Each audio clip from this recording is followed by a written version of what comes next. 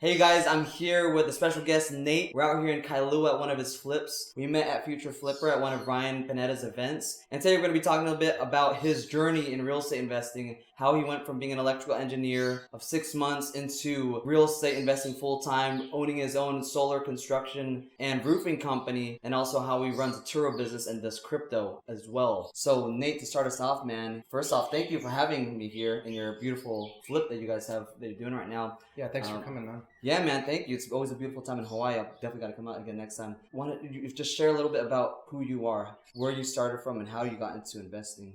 Yeah, so I was going to college for electrical engineering. I had an internship at the time. Realized very early on that that's not something that I wanted to do long term. It's not something I'm passionate about. So after college, I got a door-to-door sales job at Hawaiian Telcom, which is a local cable TV company out here. Okay. And then from there, I met my business partner now. He got me into solar. So we've been doing solar ever since for about 9 years now. Mm-hmm. And from there, we expanded. We started a sales and marketing company. We were just sales reps at first, and then started that sales and marketing company, and then it grew to a full-scale solar installation company. Wow. We added roofing on, brought on another business partner for that, and then I got my real estate license because I was passionate about real estate. Mm-hmm. And I started off in real estate sales, but I realized that's not what I wanted to do either, and so I got started into investing, and I invested into my first property. Okay, so the property we're in now, what is this, your 12th property that you flipped? Yeah, my 12th property that I'm working on right now. Okay, and when did you start flipping? What year? So I got serious. I bought my first investment property as a first-time home buyer and a conventional loan back in 2016, 2017. Okay. I held that as a rental,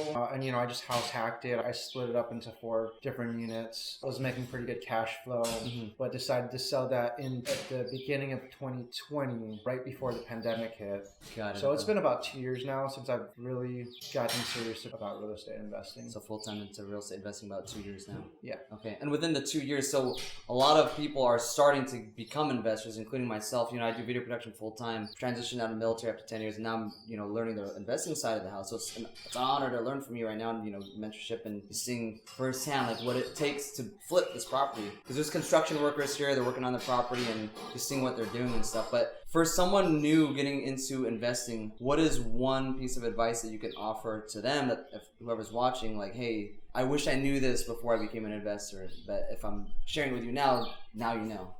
Yeah, the biggest piece of advice I can give is just partner up with someone experienced. I wish I had that mentorship. I didn't know any flippers, or I didn't know any other investors at the time when I first bought my first property. But if I had that mentorship and that that experience to guide me, I could have gotten a lot farther, a lot quicker. Okay, so you learned everything on your own. And in the beginning, yeah.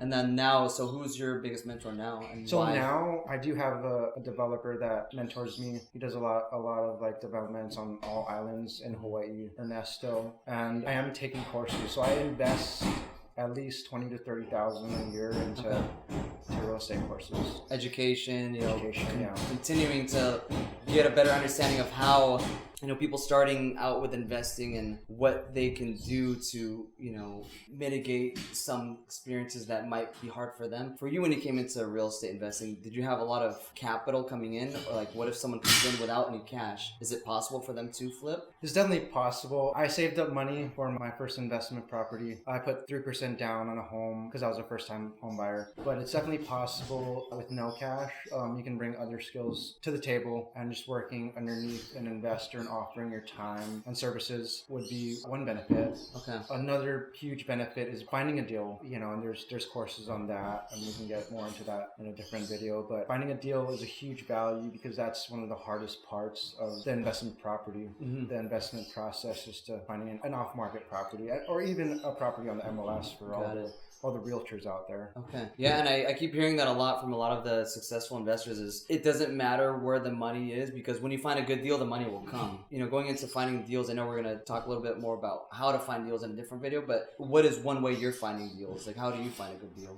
Sure. I try to cast a broad net. So I'm looking on the MLS, doing off-market properties. I'm networking with different people, everything from direct mailers to cold calling.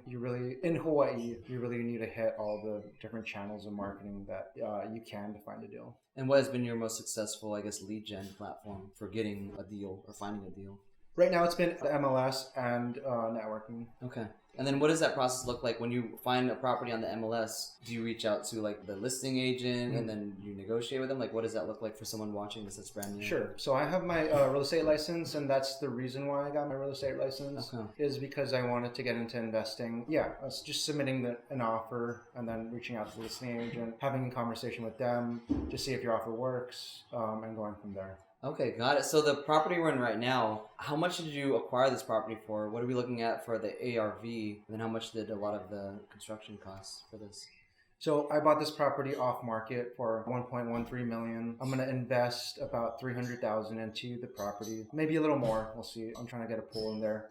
The resale value is about $1.85 million. Okay. Again, that changes with the pool. It'll go up. I'm also trying to build a second home on the property. So an ADU outside somewhere. Actually, another whole single family property. Okay. home, split it, CPR it, and sell both homes separately. So if that happens, what does CPR at mean? CPR, it's kind of like subdividing a property. This land here is zoned for it to have 2 houses on it. But in order to subdivide the property, you have to have a certain amount of square footage of land in the front. You have to have certain requirements that all properties, like a lot of properties, do not qualify for. But the city allows us to, in order to create more homes on the island, more affordable living, they allow us to do what we call a CPR. The land is like you own the land below the house, but there's common area. There's some common area as far as between the 2 properties. Got it. Okay, so when I heard CPR, having a military background with CPR, first you're not compressions and blowing air into the house, then okay, I was like, what's CPR? Okay, yeah. So subdividing homes that can be on a land. So this is zoned for 2 properties, but there's only one, so you can build another one. Yeah, I'm trying to get the permits to build another one. We'll see if that happens or not. Okay.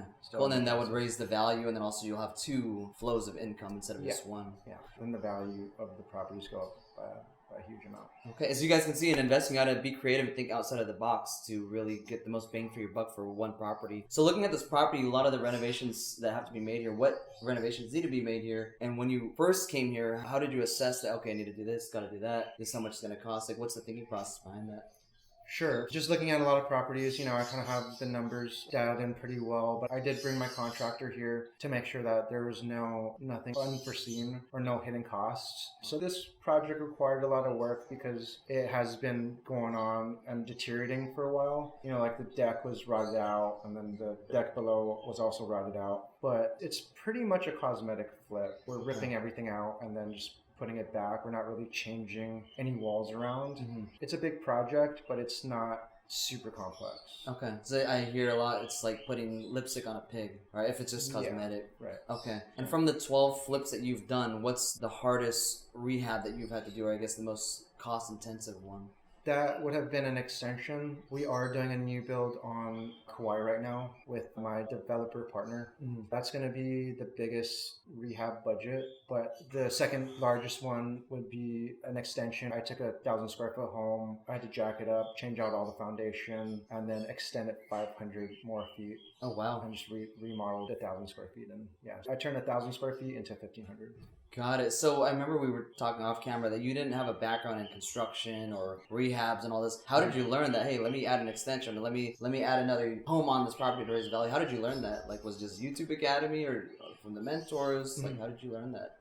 That's a good question. I have architects that I run things by, and they give me ideas, and then I come up with my own ideas, and then I bounce those ideas off them, like, hey, can we do this? And just being in construction for a few years has taught me how to look for certain things, what can we do? And then also the real estate side as well has taught me how to add value to properties. Got it. Right? Okay. So increasing square footage is a huge way to add value to properties, especially here in Hawaii. Land is so expensive, so people value the living square footage over everything else. Okay. So it sounds like a lot of networking, and then definitely learning a lot through the guys in your sphere of influence. They're the first hand teachers to educate you, and probably a little bit of YouTube Academy, hopefully. Right? I think we all learned from YouTube too. So where does your roofing, construction, and solar company tie into all this? Do they, when you find a flip, how do they play into this? Are they the ones doing this flip right now for you, your company? Or? No. So I actually, from a liability standpoint, it makes sense to use another general contractor. And so we mainly do solar and roofing. We have our general construction license, but we don't use it very often just because we're so busy on the solar and roofing side. And so I use another contractor to complete my flips. And that helps me really not, the least amount of time that I can be involved in a project, the better for me, because then I can be looking for other properties. I'm full-time in my solar business. Real estate is really a part-time thing for me right now. Okay. I definitely want to transition more time into real estate going forward, but I've been really doing this part-time. So what is full-time for you right now then? What company are you? Is the solar company? Yeah, I'm mainly focused on solar, and then I'm trying to get our cabinet business up and running as well. Okay, so you run a cabinet business as well? Yeah. Okay. And what does that look like? You guys build custom cabinets and furnitures and stuff? Yeah, so our business partner has been doing it for 30 years now. We partnered up with him, and we brought in a good quality but cheaper line of cabinets. Okay. That will compete with the Chinese cabinets, like stores like Golden and CNC. We just want to capture 100% of the market. Okay. Yeah. Wow, so it sounds like you got a lot of things on your plate. How do you balance all that? Because you got a roofing company, so roofing, solar, construction, you're doing Turo, you're doing real estate flips, and now you're starting a cabinet business. How do you balance all that? For me, finding the right partners to do business with, and also finding the right managers to run the day-to-day operations is critical. Okay. So you're just more so when you come in here, how often do you come here to check on your properties, for example? Like I'll come here about twice a week, and then I'll have my assistant come and check on it and take pictures and send it to me as well. Oh, I see. I see. And then with these properties, how long on average does it take for you to find it, rehab it, and then try to sell it? Yeah, so on the finding a deal, it could take anywhere from a month or two to find a really good deal. The rehab normally takes 2 to 3 months, depending on permitting. I have some projects stuck in permitting now for 3 to 6 months. And what is that exactly for people that are watching it? Like, what is permitting with flipping? Like, what do you need to do with that? Yeah, so if the scope of work of your construction goes outside of what's legal from the city's perspective, then you have to pull permits and get those approved before you can start construction. Okay. So that's if you want to like put an ADU outside, you got to get a permit for that. If you're increasing square footage, if you're moving structural walls, if you're adding bedroom and bathrooms, then you definitely want to get a permit. Okay. So what I hear is that in investing, especially with a flip, you want to try to get it in rehab and out, because the longer you're holding it, you're paying down the mortgage, you're paying utilities and everything, right? And that's money going out of your pocket when you're trying to sell the property. Is that correct? Correct. Yeah. Time is very important, and factoring in the right time for your flips is key, because the hard money loans and the private money loans that I have on the property, they're very high dollar. Okay. Yeah. So how many are you managing right now as we're speaking? Like how many flips are you working on that you're having to pay mortgages for each one at a time? Right now I have 5 in the process. Yeah. Would that be your bandwidth, about 5 max that you can manage, or do you think you can go even more than that? I definitely can do more, because those 5 are part-time, and I'm not in construction with all 5. I have a few in permitting right now. I definitely want to double the amount of deals that I did last year to this year. Okay. Yeah. So going forward with 2022, what's one goal that you're trying to accomplish, be it in your investing business or even your roofing business or your cabinet business, something that is helping you to grow as an entrepreneur and investor? What's one big goal you're trying to accomplish this year? Yeah, one big goal would be to double all of the revenue and net income. Okay. Both at the same time. When we're scaling, it becomes hard to keep the same percentage of net profit to your revenue. So that's one thing I definitely want to do. And I want to bring in the key people to actually manage the businesses so that I don't have to be involved. You don't have to be in the business all the time. So how big is your team right now? So you have a team for each business that you're running? How big are those teams? So on the solar roofing side, we have about, I want to say 50 to 60 people in our company right now. On the real estate side, I have a few VAs. I have 3 VAs, and then a personal assistant. What are the VAs construction for you? VAs are my virtual assistants. They're doing everything from the real estate management, lead lists, collecting lead lists, submitting offers. They also handle my finances.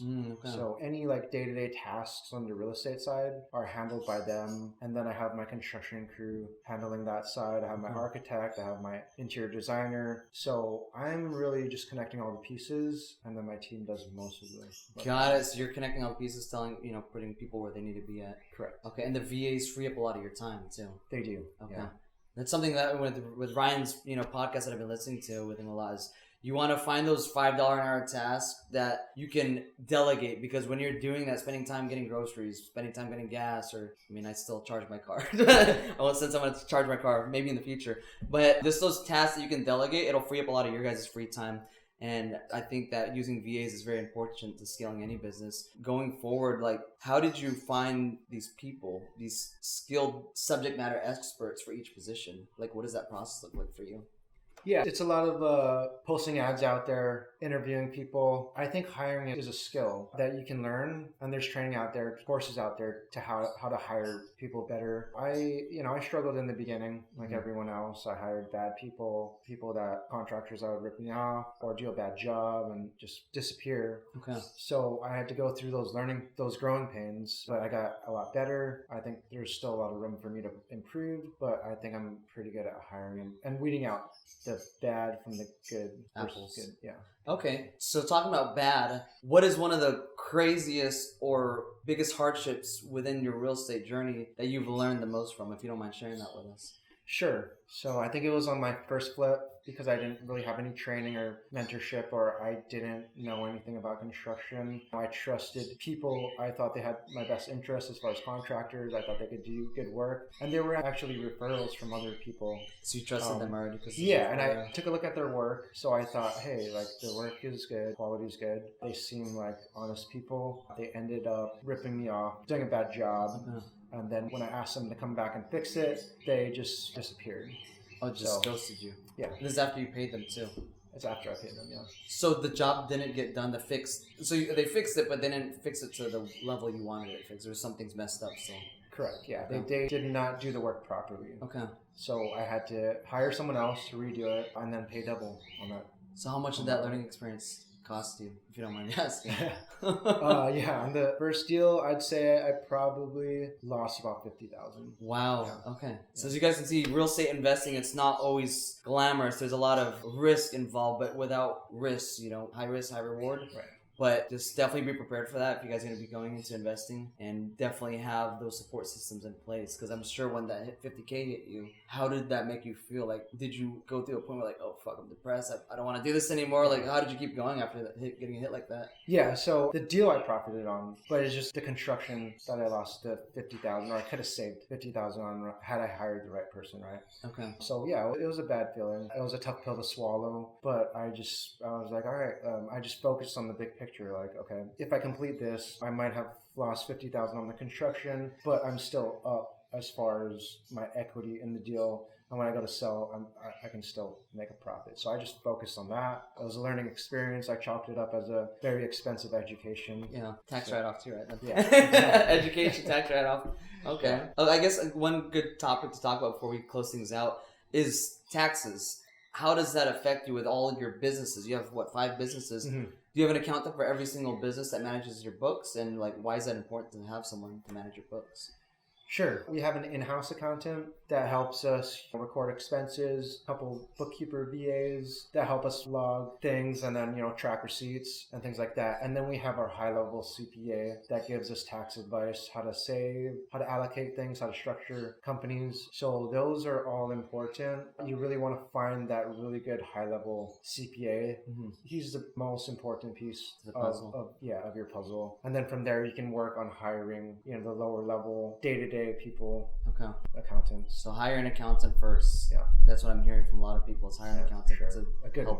A good one, to make sure. Yeah, just don't hire an accountant off of Fiverr. Make sure you could get a good one off Fiverr. I don't know, but make sure you guys find a good accountant. I guess with flipping too, capital gains. How does that play into flipping properties? Is what if you hold a property for a year, or if you sell property before a year, then you have to pay capital gains on that, correct? Yeah. Do you have a strategy on that moving forward when you have flips, or is that more for the long term, like Airbnb arbitrage or long-term rentals? There's a couple of strategies that you can use. Some properties I 1031. That's a little bit of gray area because you can't, like, if you're doing 10 flips a year, you can't 1031 exchange. What is that? So people don't know. A 1031 exchange is when you sell a property and the profits from that property you can take and roll over as long as you buy another property or find another property within 45 days of you selling the first property. 45 days is the magic number. Okay.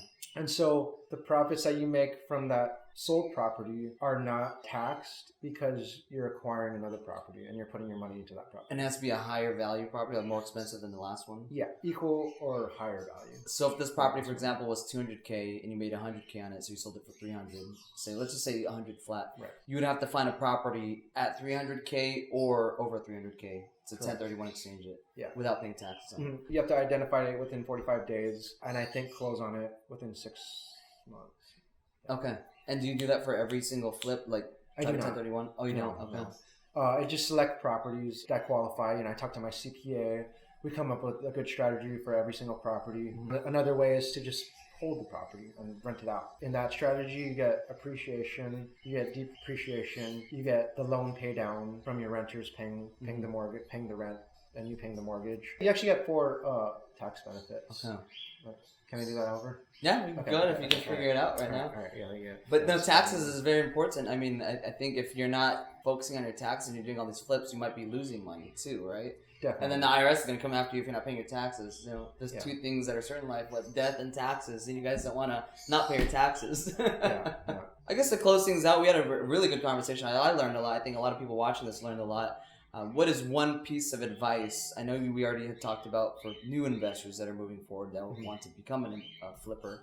But what is one piece of advice or something that you can teach maybe a savvy investor that will help them find those deals and get the most bang for their buck? What's one thing you can teach them? A strategy or maybe a tip or advice? I say just get started, find a mentor out there, take a course, pay money to take a course. There's a lot of free stuff on YouTube. I definitely watch. So how I find the best course to take, I'll watch YouTube videos. I'll watch people that are giving the most value. I watch people that I connect with. Go to an event. I found a course just going to a 3-day event where they talk about real estate. You can take a trip, plan some vacation time. It's a tax write-off. Just get out there and get started. A lot of different ways for you guys all to learn. Like I met Nate at Future Flipper, which is a convention that Ryan Panetta was hosting, and they went over a lot of real estate investment strategies. And I wouldn't have been able to learn all that if I hadn't come across my mentor, JT, for teaching me the ropes. So shout out to you too, JT. But yeah, I hope you guys enjoyed this podcast. We're going to definitely be splitting this up into shorter segments so you guys can get the most value from it. But if you guys have any questions, or if you guys want to give Nate a follow on Instagram, it's Nate Coin. On Instagram, give him a follow. He's running a Turo business. He does flipping. He has a construction, roofing, and solar company, a cabinet company. So man of all trades. So definitely give him a follow. And we will see you guys in the next one. Make sure you guys comment down below and invest if you too are wanting to become a full-time real estate investor. And let us know what you're doing right now and why you want to go become an investor. All right, you guys. Take care. Peace.